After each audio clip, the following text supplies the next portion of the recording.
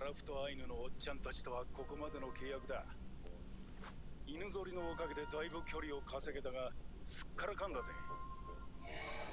アシリパはまだ豊原近辺にいるという杉本の予想を大きく外れ、すでに国境近くの町シスカまで北上していた。不会这一季真的都见不到吧？この辺りはもう小川が凍ってしまっているから、ポイヌは取れにくく。卫星和他们3个人。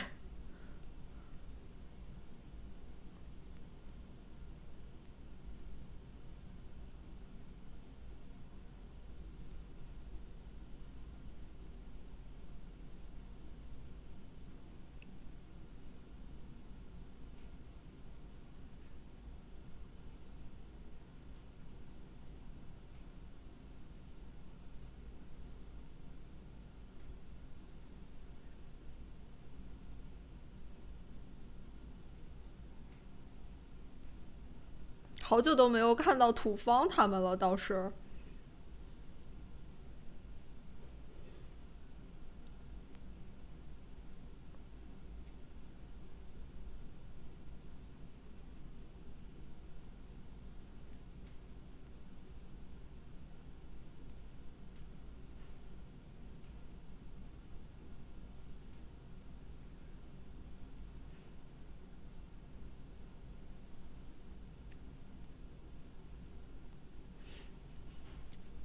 我现在看到他Nigaki，我就想到他穿着小裙裙，猛男落泪。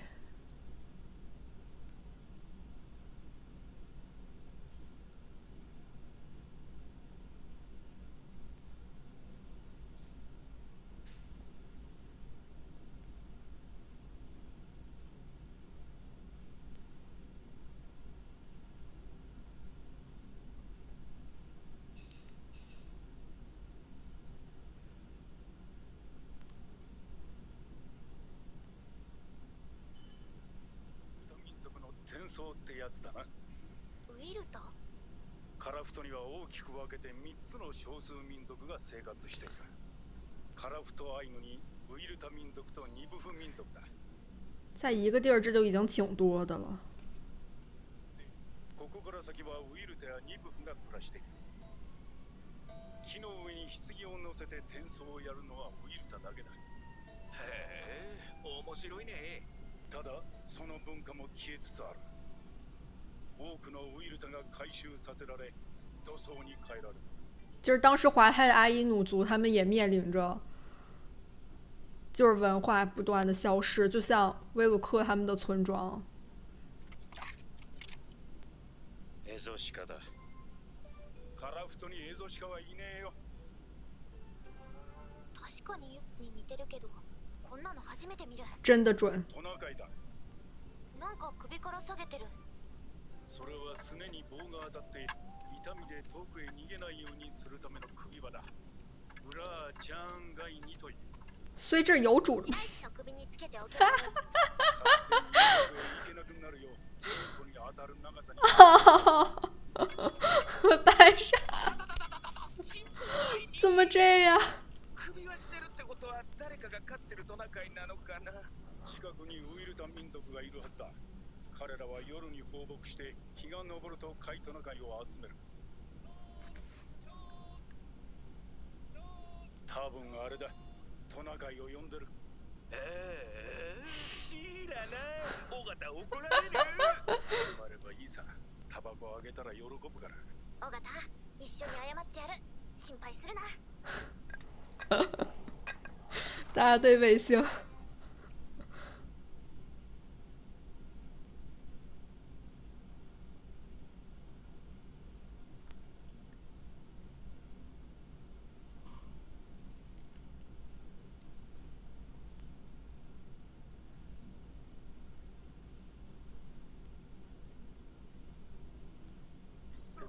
だってよ。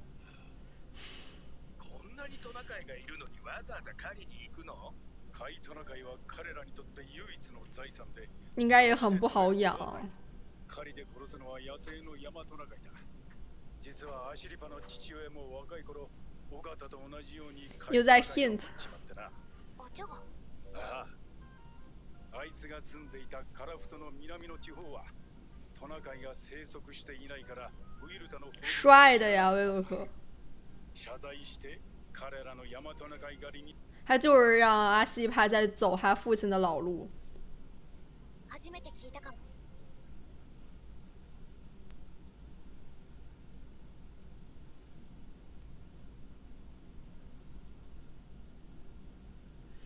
结果杀父仇人就。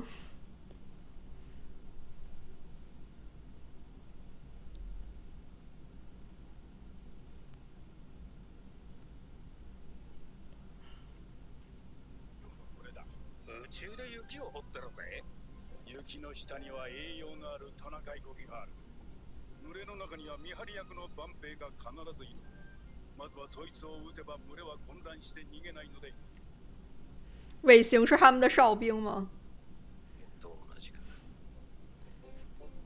ヤマトナカイの万兵に見つからないよう、カイトナカイの首に長い紐をつけて先に走らせ、その後ろに隠れてヤマトナカイに接近する。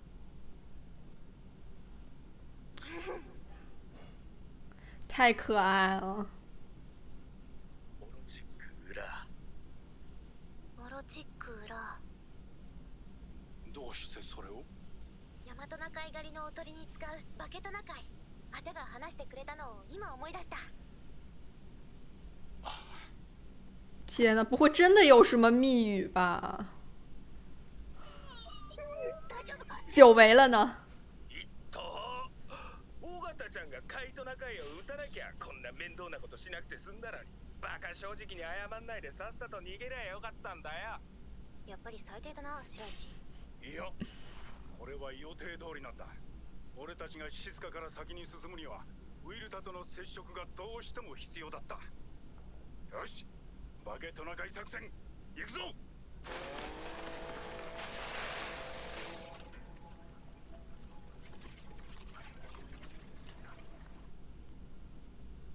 白痴。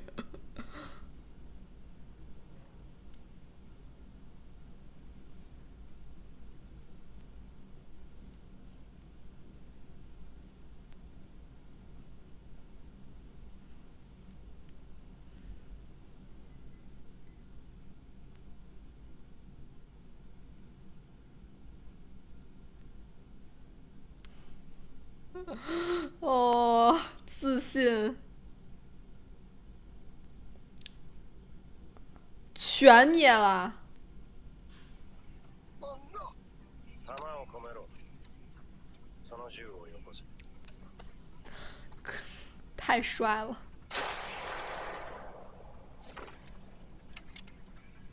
一打一个准儿。単発の古い銃だ。悪くない。珍惜每个尾行的小笑容。全部倒しちまった。タリナリビュータンにユーナシロガンワダプチラ。さあ、皮を剥がすのが大変だ。肉を運ぶのにも。然后就可以吃了吧？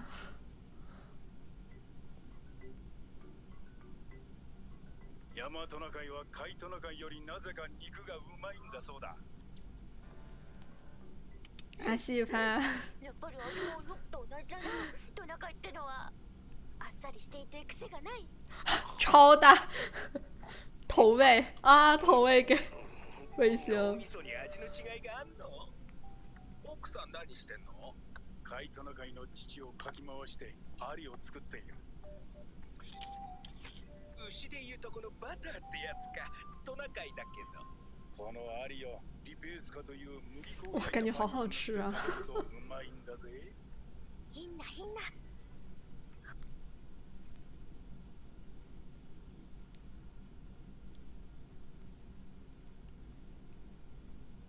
卫星跟他们一起，天呐，怎么这么健全啊？哦。贈り物がある。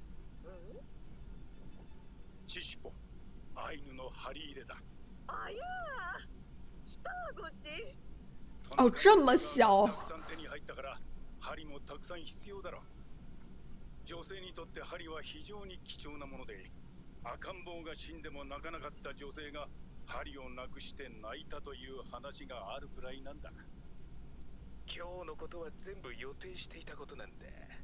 ウィルタと接触した目的は何？对，他连这个针都准备好了。 B 失態ハイワダ・サシラン。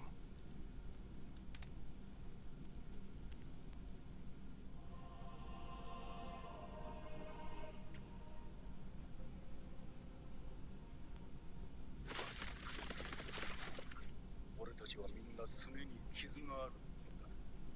ロシアに入国するための旅券の申請なんてできるはずもない。だから密入国する。国境周辺はほとんど無人地帯だが、日本側やロシア側の国境守備隊に見つかれば面倒なことになる。しかし、カラフトの遊牧民族は国境を自由に行き来することが黙認されている。つまり、ウィルタに変装して国境を越える。能感觉基罗兰克应该是他们之前就有这么干过吧？可能，估计没少出入。 偷渡。サンクトペテルブルクで何が起こったか知ってるか？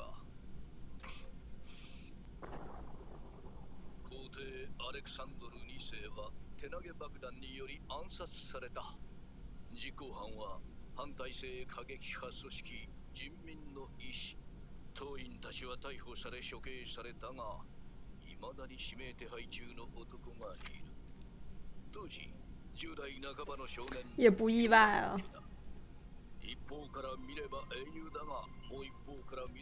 他可能就是因为极端了，所以才跟威尔克后面的想法不一样了。威尔克没有那么极端了。他因为他本来就是做情报的。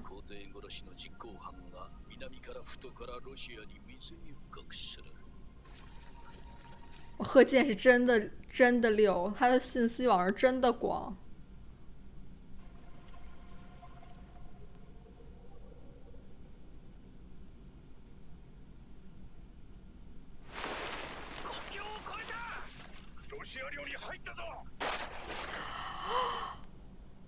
天哪，他们被牺牲了！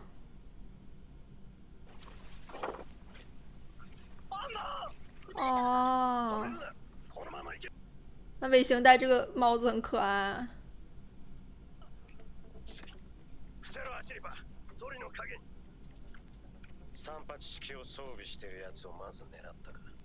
而且很准啊！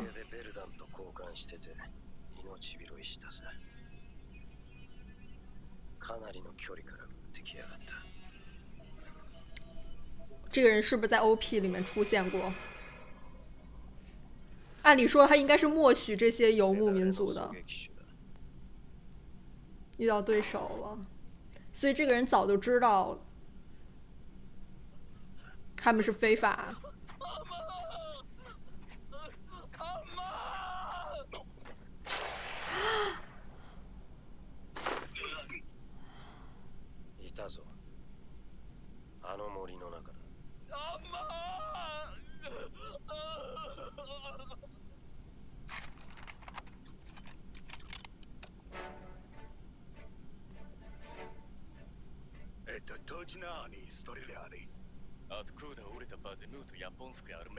哦，难怪呢。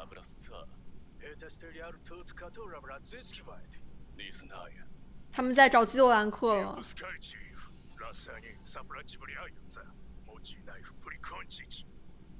何者だ？追いはぎか？火の影からモシンナガンの重心が少し見えた。ロシアの国境守備隊だろう。日本軍の38式を見て怪しんだのか。それにしても乱暴だな。白石、走って38式を拾ってこい。できるか？白石、それを進ませろ。あっちの森に身を隠すんだ。おいで。森に逃げるの呼ばれてるぞ。進むしかねえ。どかせ。他们现在完全就是火把子，周围都完全没有遮挡啊。そもそも国境侵犯だとしても、いきなりカラフトの国境守備隊に襲われたなんて聞いたこともない。私たちを待ち伏せてたと言いたいのか。太惨了。基尤兰克，你这也料到了吗？哦，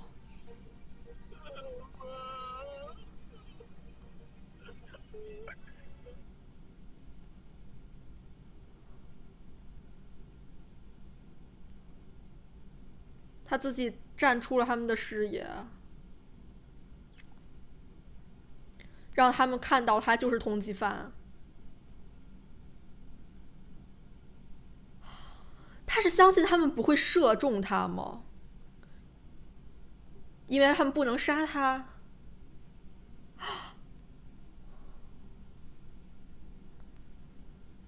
基尤兰克可能跟他，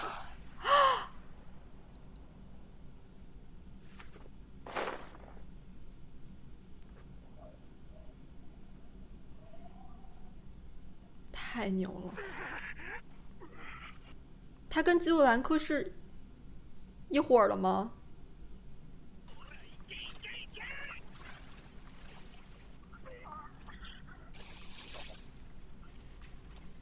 好喜欢他的这个笑啊，就有种打败了他的。骨まで見えてるけど、頭は貫通してない。大きな帽子のおかげで狙いがそれた。親父さんが死んでなくてよかったけどよ。それにしたってさっきのは無茶だぜキロちゃん。どうしちゃったの？他肯定知道什么。じゃなかったのに。カムイ連会ね。カムイのおかげだ。違うな。俺のおかげだ。親父さんが助かったのも帽子のおかげ。すべての。尾行是枪神，枪卡姆伊。助けたことは絶対に間違ってない。でもあそこまで何か思い当たることがあるのか、ヒロラン家にしぱ。奴らから直接聞き出す。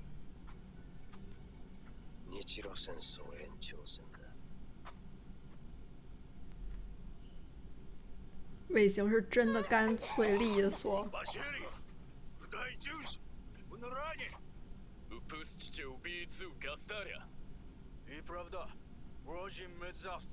应该正式干掉他的相反吧。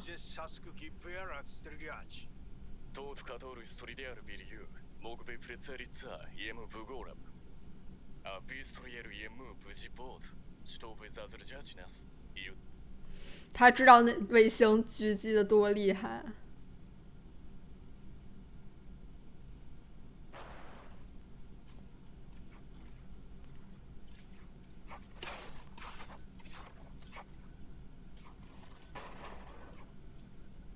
たとえ撃たれたのが戦友であっても、感情に駆られる者は狙撃手に向いていない。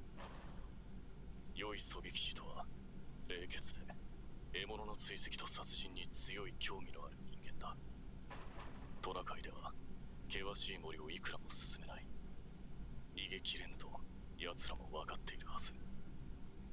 私なら、私がイリアを狙撃した男なら、森へ逃げ込んだソリの痕跡を見つけ、追跡する敵を待ち伏せて狙撃する。尾行这儿难得一遇的对手啊。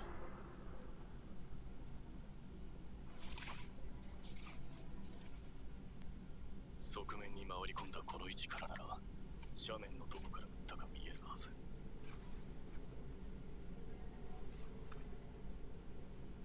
さあ撃て。餌に食いつけ。どうした？なぜ撃たない？そうか。私が奴なら、私を待つ。这让我想到之前尾行跟山原的那一次博弈。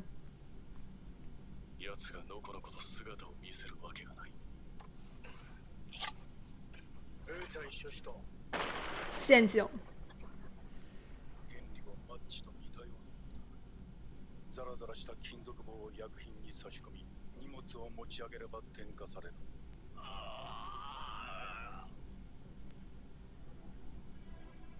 仕掛け爆弾。皇帝殺しの仕業に違いない。あの時の男だろうか。所以他不认识基尤兰克，那他在犹豫什么？けではない。哦，撃ってみろというあの態度が気に食わなかった。獲物の生き死にを決めるのは狙撃手の私だ。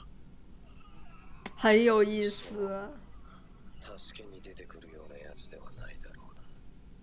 このうめき声を一晩中聞いても平気な人間のはずだ。他知道他对方也是一个很冷血的人啊，才是好的狙击手。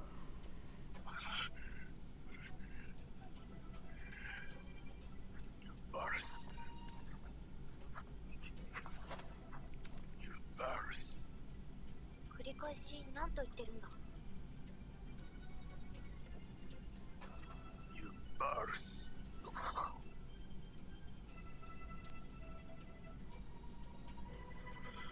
这年轻的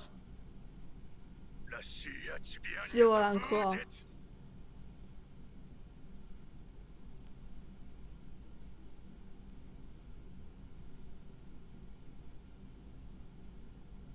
見つけた。人在里面吗？一発でも撃てばこちらの居場所がバレてしまう。撃つときは必殺でなくてはならない。仕留め損ないば次に狙撃されるのは自分なのだ。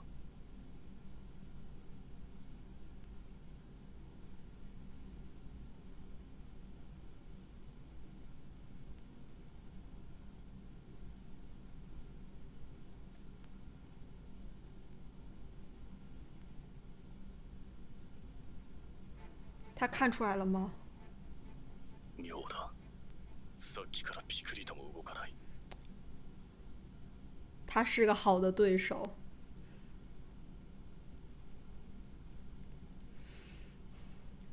很厉害，很聪明。对这个角色吧，心里还是有个很好的印象的。而且他有双很蓝很蓝的眼睛呢。我觉得就是这个瓦西里的这个初登场，真的塑造的还是非常棒的，立马就给人一种非常强烈的这种精密危险的氛围，而且真的是少见的尾行的这种狙击对手呢，一下就是勾起了我的好奇心。这集里说的他并不是个心软的人，尾行也能看出来，毕竟狙击手他所需要的这种特质就是这种机械式的杀人，是完全是这种冷血的。随着他们现在已经越过了这个国境线，就是意味着这个故事感觉涉及到更多，比如说沙俄的这个政权，然后包括像他们提到的这个民意党啊，然后就是革命党吧，就是更加的错综复杂，然后有那种谍报的悬疑感。应该他们的这个情报来源就是来自于贺建他们吧，毕竟贺建也要找到就是基鲁兰克他们，然后阻碍他们，因为还是要拿下这个阿西帕嘛。说到就是基鲁兰克他的这个更多的身份的展开，其实就包括他曾经就是在青年时代的时候就已经加入这种比较极端的革命活动，他肯定本身就非常熟悉就是俄国，尤其是边境系统这一块的事情。而我也在想，就是基鲁兰克他们这些革命组织里面，会不会也有在俄军里面的内应、眼线之类的角色呢？所以我觉得基鲁兰克他的这个底气，一方面是来源于他对于就是俄国边境的了解，一方面我觉得也来源于他的那些战友们，他的同胞们。而我觉得就是他们动机可能就像这一集前面提到的这个乌尔塔他们的天葬的这个文化在不断的流失一样，就他们也是要去为了保存他们的民族意志、民族文化而去战斗吧。只是他们阿伊努或者说是乌尔塔其他的这种少数民族的文化也在就是不断的流失。像我非常喜欢的就是那本小说《额尔古纳河幽暗》里的鄂温克民族一样，逐渐的是在被历史所遗忘吧。所以基鲁兰克就像贺建说的，他被他们这些人看作是英雄，就是他也就是在为他们这些族群的记忆在搏一份力吧。而且当时他也还是青少年，他们很有可能哪一天就在地图上面就永远的消失了。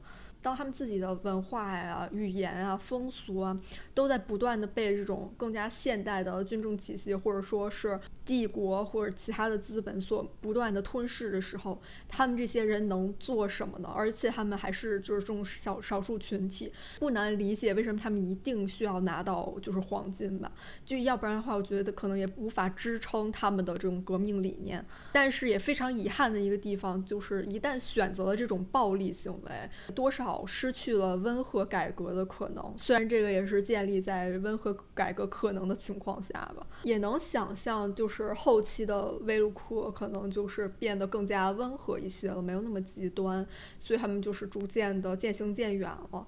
但是我觉得基洛兰克他身上也背负着很多这种民族意志吧，毕竟他们是就是这种勇者先驱者，不仅仅是个人命运了，还有他们整个族群的命运可能都就是掌握在他手里，就包括也能明白为什么就是他的很多同胞们在监狱里吧，就是因为都被抓起来了。我真的很喜欢就是这一集他们一起吃驯物肉的时候，就是这种比较健全的场面，很温馨，互相照顾的感觉。尤其是阿西帕喂一大坨脑花给尾星，感觉尾星真的就是像被驯化的小猫一样。但是就更加的残酷啊！就毕竟阿西帕总有一天会知道尾星就是杀了威鲁克的人。尾星也一直在伺机，在等待，就是阿西帕的秘密得手之后，他肯定再度会夺走一切吧。那这是不是要结束了？我们下次再见了，拜拜。